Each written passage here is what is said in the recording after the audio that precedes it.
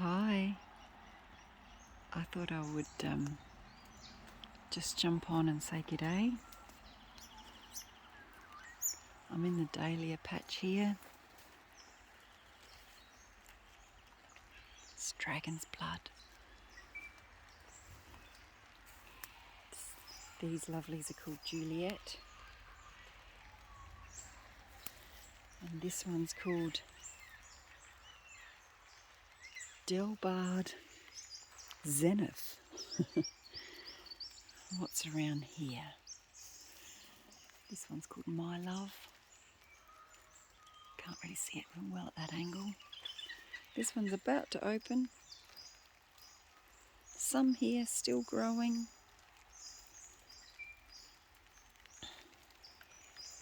I think this one's going to be called Carlos Watermelon. Pretty groovy names. I don't know the name of this one.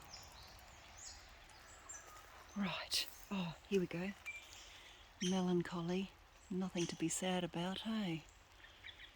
So that's the dahlia patch. And considering that we've had rather a cool summer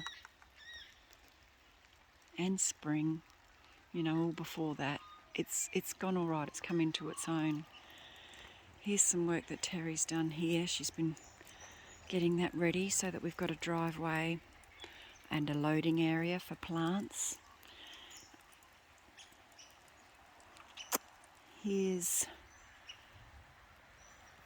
is the cutting bed, and the chrysanthemums are all starting to get flowers on them, which is very exciting. That's where we had the sunflowers and other flowers. Anyway, we're ready for a whole new crop to go in there now. And that silver beet over there in the corner, in the middle, that just keeps on giving, that silver beet. It's just wonderful. So yeah, they're all cosmos that have gone to seed. And if you don't know what cosmos seeds are like, I'll show you. So it looks quite scrappy when things go off to seed. Where are we? Here we go. And just pick them off. And we'll scatter some. And then they start growing up like this.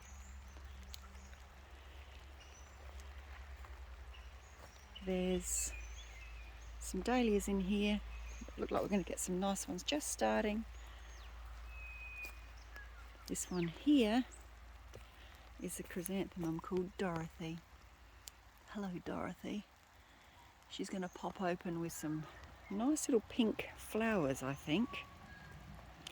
So we're going okay in here. I've got plenty to do. There's always something to do, but it doesn't help that I've been cooked for about, just on and off. Anyway, getting that sorted. But there's the dahlia patch, looking lovely. And then when we come to the garden, the changes that have been happening in the autumn garden, I've been potting up some of the, oh my gosh, why have I gone completely blank with that one?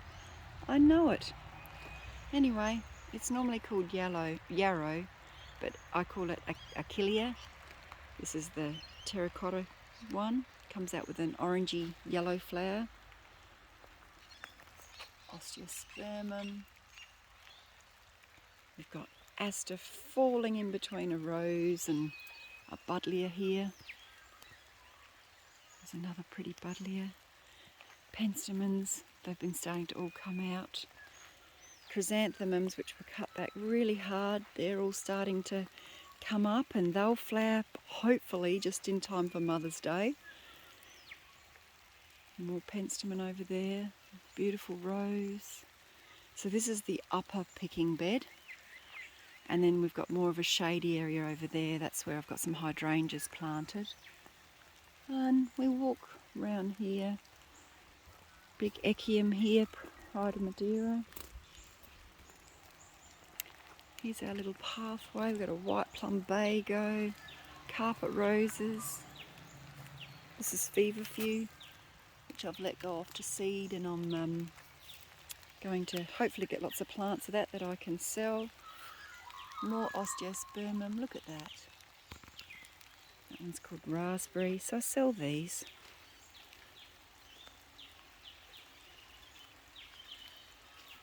So the dahlia bed, cutting bed, greenhouse.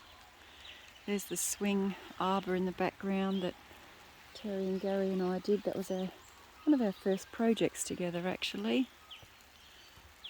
So this is the more shady part of the upper bed, and then we get partial sun, full sun around certain parts of this. More osteospermum. Blueberry. Got my sneaky little chrysanthemums in there.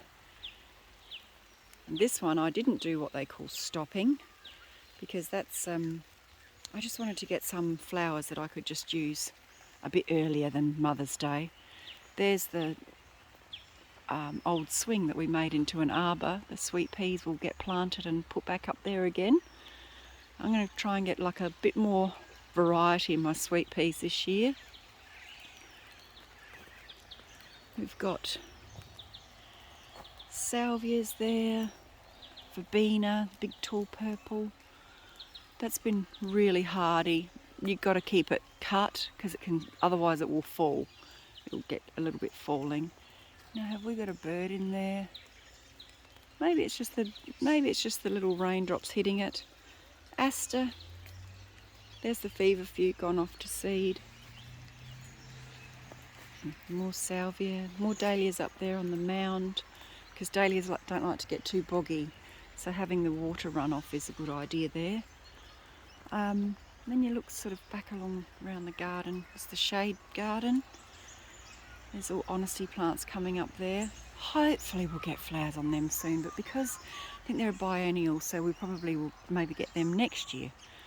Front yard section looking a bit scrappy. Jerusalem artichokes have started to flower, finished flowering, all of that. Canna, rather specky. Nice patterns on that one. And here's a Jerusalem artichoke, so you can see what I'm talking about. They're related to the sunflower family actually, I think. And those flowers are edible, leaves are edible, and the bulbs are edible. And they're called Jerusalem artichoke, but they're not even from Jerusalem, and they're not an artichoke. Sunshine garden from this view. And then all of this is all our stuff that we've been upcycling, recycling, but hasn't been touched for a while because we had a red belly black snake living in it. So we are hoping that that moves on very soon, and I feel very comfortable walking around the garden on quite a cool morning. Feels a bit like an Easter morning to me. And look at this, here's another little osteospermum full of water. The bog sage there, that blue sage. Yeah, it's a little bit overcast. I like these sort of days. This is really going to tidy up, get those seeds in, get some littlies growing up again, and just sort of give them a good cut back. But it's been good for me to be able to collect the seeds because I'll sell them. Otherwise you can just keep cutting the calendulas all the time and you'll get just constant flowering. I think we'll leave going in there for another video because I'm going to run out of room on my phone. But this is basically the immediate, that's our immediate backyard, Rory's area, with wet clothes on the line, towels from my salon. And then this is all the upcycled fence, so they're made out of pallets. The roses are starting to grow over the arbour. One of them is Blue Moon and the other one is Peace, I think. That's what we've got growing up there. Different chrysanthemums all going along here, which are ready to be tied back. And lots of work sitting in there waiting to be done too. Chickens are up the back. And I'll just show you. I'll go in this way real quick, just so we've got a little bit of space left on my phone. I can show you this. There's the bells of Ireland. They're really lovely. Strawflower, which I pick some because I'm drying them. Here's where I've got a monarch butterfly chrysalis, but we have a problem. Can you see the problem? So this is, I keep coming out here and getting them off of it. I think at this stage we're going okay. But it's very worrisome. These harlequin beetles are a problem. Look at this. So the only way I can get rid of them is if I come out, squash them, or spray some soapy water on them. And I think I need to give them a really good dousing with it. It's upset me that they're on the monarch butterfly there.